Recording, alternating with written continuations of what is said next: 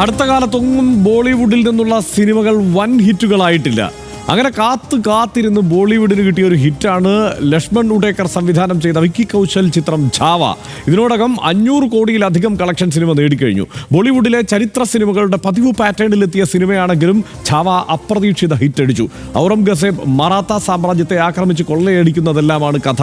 നിലവിലെ രാഷ്ട്രീയ കാലാവസ്ഥയിൽ ബോളിവുഡിൽ നിന്ന് വരുന്ന ചരിത്ര സിനിമയുടെ പ്രമേയത്തിലും രാഷ്ട്രീയത്തിലുമെല്ലാം അഭിപ്രായ വ്യത്യാസങ്ങൾ സ്വാഭാവികമായും ഉണ്ടാവാം.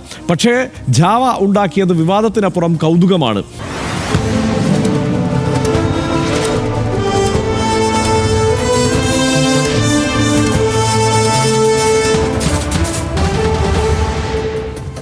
സനീഷ, അസർഗഡ് കോട്ടയിൽ മിക്കവാറും വൈകാതെ വാഴകൃഷി തുടങ്ങാൻ കഴിഞ്ഞേക്കും എന്നുള്ളതാണ് അവസ്ഥ. സിനിമ മനുഷ്യരെ സ്വാധീനിക്കുമോ എന്നതാണ് നമുക്കിവിടെ നോക്കാനുള്ളത്. തൽക്കാലം അത് ഇതുവരെയുള്ള തെളിവുകൾ കൊണ്ട് പല സിനിമകളും മനുഷ്യനെ സ്വാധീനിച്ചിട്ടുണ്ട് എന്ന് തന്നെ പറയാം. ഛാവ എന്ന സിനിമയുടെ കാര്യം എടുത്താൽ, ഛാവ എന്ന മെഗാ സൂപ്പർ ഡ്യൂപ്പർ ഹിറ്റ്, ഒരുപക്ഷെ ഇന്ത്യയിലെ ഏറ്റവും വലിയ പണംവാരി പടമാകാൻ പോകുന്ന സിനിമ ഈ കഴിഞ്ഞ ഫെബ്രുവരി 14-നാണ് റിലീസായത്. ബോളിവുഡ് സിനിമ മറാത്ത സാമ്രാജ്യത്തിൻ്റെ 2ാം ചക്രവർത്തി സംഭാജി മഹാരാജിൻ്റെ കഥ പറയുന്ന സിനിമയാണ് ഇത്. വിക്കി കൗശലാണ് ഔറംഗസേബായി അക്ഷയ് ഖന്നയും വന്നിരിക്കുന്നു. ഈ സിനിമയിൽ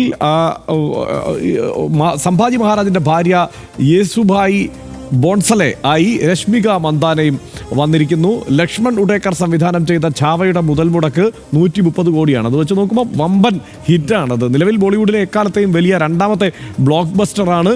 ഇനി ഏതാനും കോടികൾ കൂടി കടന്നാൽ ഏറ്റവും വലിയ ബോളിവുഡിലെ ബ്ലോക്ക് ബസ്റ്ററാകും. 23 ദിവസത്തിനുള്ളിൽ 503.3 കോടി രൂപയാണ് അത് സമാഹരിച്ചിരിക്കുന്നത്. ചെറിയ കണക്കല്ല. രൺബീർ കപൂറിൻ്റെ അനിമലാണ് ഇതിനു മുമ്പ് ആ പണം വാരിയ പടം. പക്ഷേ അതിനെ മറികടന്നിരിക്കുന്നതാണ് ആമിർ ഖാൻ്റെ ദംഗൽ, യാഷിൻ്റെ KGF Chapter 2 എന്നിവ വമ്പൻ ഹിറ്റുകളെയും ഛാവ മറികടന്നിരിക്കുന്നു. ബാഹുബലി 2-നെ മറികടക്കാൻ ഛാവയ്ക്കിനി 7,69,00,000 രൂപ മാത്രം വേണ്ടി വരൂ. 23 ദിവസത്തിനുള്ളിൽ 503.3 കോടി രൂപയാണ് ഇതുവരെ സമാഹരിച്ചിരിക്കുന്നത്. ഇതാണ് രൺബീർ കപൂറിൻ്റെ അനിമലിനെയൊക്കെ മറികടന്ന കഥയാണ് വരുന്നത്. എന്തായാലും ഇതാണ് സനീഷെ സാഹചര്യം. അതായത് ഒരു സിനിമ ഇത്രമേലങ്ങ് സ്വാധീനിക്കും. അവിടെ ഒരു കോട്ട മുഴുവൻ കുഴിച്ച് കുഴികളാക്കി, കിണറുകൾ പോലെയാക്കി മാറ്റിയിരിക്കുകയാണെന്നാണ് പറയുന്നത്. അതായത് ഇതിനകത്ത് ഈ സിനിമ കണ്ടിട്ട് ആളുകൾ കുഴിക്കാൻ പോകുന്നു, കഥ കേട്ടിട്ട്, എന്ന് വെച്ചാൽ ഇതിനകത്തുള്ള കഥ കേട്ടിട്ടാണല്ലോ ആളുകൾ കുഴിക്കാൻ വേണ്ടി പോകുന്നത്. അപ്പോൾ യഥാർത്ഥത്തിൽ ഇത് വലിയൊരു രാഷ്ട്രീയമായിട്ടുള്ള അല്ലെങ്കിൽ വലിയ ഗൗരവമുള്ള ചിന്തകൾ കൂടെ വഴിവെക്കുന്നുണ്ട്. കാരണം എന്താ വെച്ചാൽ ഇപ്പോൾ നമ്മൾ പല കഥകളുടെ അടിസ്ഥാനത്തിലാണ് പല അമ്പലങ്ങളുടെയും താഴെ അല്ലെങ്കിൽ പല ആരാധനാലയങ്ങളുടെയും താഴെ കുഴിക്കുന്നത്. കോടതികൾ അതിന് അനുവാദം കൊടുക്കുന്നത് കഥകളുടെ പേരിലാണ്, അല്ലാതെ തെളിവുകളുടെ പേരിലുടെയും ഫിക്ഷൻ്റെയും ഒരു ശക്തി എന്ന് വെച്ചാൽ ഇങ്ങനെയാണ്. അതായത് ഒന്ന്, ഒരു വഴിക്ക് വലിയ പണം വാരുന്നു, വലിയ കോടിക്കണക്കിന് രൂപയുടെ നേട്ടം ഉണ്ടാക്കുന്നു. 2, ഇതുപോലെ മനുഷ്യർ അവിടെ പോയിട്ട് കഷ്ടപ്പെട്ട് ശരീരം അനക്കിയിട്ട് കുഴിക്കുന്നു അവിടെ ഉണ്ടെന്ന് കരുതിയിട്ട്. ഇപ്പോൾ നമ്മുടെ നാട്ടിലാണെങ്കിൽ ഈ വയലൻസ് സിനിമ സ്വാധീനിക്കുമോ? ആ വയലൻസിൻ്റെ കാര്യത്തിൽ ഇപ്പോൾ ചർച്ച വന്നല്ലോ, മാർക്കോ ഒക്കെ വെച്ച്. പക്ഷേ സ്വാധീനിക്കുന്ന കാര്യത്തിൽ 2 അഭിപ്രായം ഉണ്ടാവും ആൾക്കാർക്ക്. പക്ഷേ ഈ കാര്യത്തിൽ സ്വാധീനിച്ചുകൊണ്ടാണല്ലോ ആളുകൾ അവിടെ പോയിട്ട് ഈ കുഴി ഉണ്ടാക്കുന്നത്. പക്ഷേ ഇതിനെപ്പറ്റി ഞാൻ ഈ സിനിമ നമുക്ക് 2 പേർക്കും കാണാൻ പറ്റിയിട്ടില്ല. കാരണം എന്താ വെച്ചാൽ നമ്മൾ ഈ തിരക്കുകളിൽ, പുതിയ സ്റ്റുഡിയോയുടെ തിരക്കുകളൊക്കെ ആയതുകൊണ്ട് സിനിമയൊന്നും കാണാനൊന്നും പറ്റിയിട്ടില്ല. പക്ഷേ ഈ സിനിമയെ പറ്റിയുള്ള റിവ്യൂ പലതും വായിച്ചപ്പോൾ അതിനകത്തെല്ലാം ചൂണ്ടിക്കാണിക്കുന്നത് ഈ സിനിമ പ്രധാനപ്പെട്ട തീമുകളിലൊന്ന് നല്ലവരായിട്ടുള്ള ഹിന്ദു രാജാക്കന്മാർ, വളരെ വില്ലന്മാരായിട്ടുള്ള മുസ്ലിം രാജാക്കന്മാർ, ഇങ്ങനെ വില്ലന്മാരായിട്ടുള്ള മുസ്ലിം രാജാക്കന്മാരും വളരെ നല്ലവരായിട്ടുള്ള ഹിന്ദു രാജാക്കന്മാരും മാത്രം 2ആയിട്ട് നിൽക്കുന്ന ഈ കറുപ്പും വെളുപ്പായിട്ടുള്ള ഒരു കാലത്ത് നടന്ന സംഭവങ്ങളുടെ അങ്ങനെയാണ് ആ സിനിമ ചിത്രീകരിക്കപ്പെട്ടിരിക്കുന്നത്. എന്ന് വെച്ചാൽ ഇത്രയ്ക്ക് ഹിംസാത്മകമായിട്ട്, പിന്നെ രാഷ്ട്രീയമാകെ കലുഷിതമായിട്ട് മുസ്ലിങ്ങളെയൊക്കെ വളരെ സംശയത്തോടെയൊക്കെ ആളുകൾ നോക്കുകയും വലിയ അക്രമങ്ങളൊക്കെ നടക്കുകയും മതപരമായിട്ടുള്ള വിഭജനം വല്ലാത്ത തോതിൽ കൂടി വരികയും ചെയ്യുന്നൊരു കാലത്ത് ഇങ്ങനെ ഈ കുഴിക്കുന്ന ആളുകളെ സ്വാധീനിക്കുന്ന തരത്തിലുള്ള ഫിക്ഷൻ ഉണ്ടാക്കി വെക്കുക.